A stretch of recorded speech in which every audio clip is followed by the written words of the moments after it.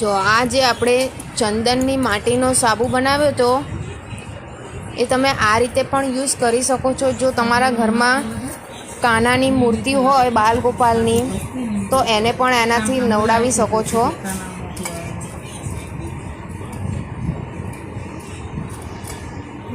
એમાં આપણે કશું જ એડ કર્યું નથી. એમાં આપણે દ્વારકાની ચંદનની માટી એડ કરી છે અને મુલતાની માટી છે, હલ્દી છે અને 4 થી 5 જાતના ઓઇલ્સ નાખેલા છે.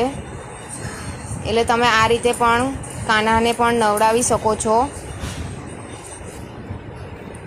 અને જો બાળકોને કોઈ સાબુથી કે એનાથી કોઈ એલર્જી હોય તો તમે આ સાબુ યુઝ કરી શકો છો. આ બેઝ વગરનો સાબુ છે.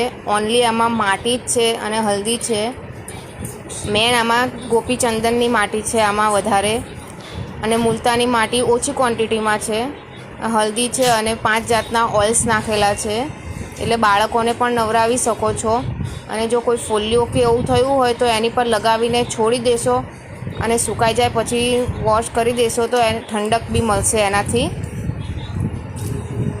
અને આપણે પણ ફેસ પેક, ફેસ વોશ અને સ્ક્રબ તરીકે પણ યુઝ કરી શકો છો મોટા લોકો.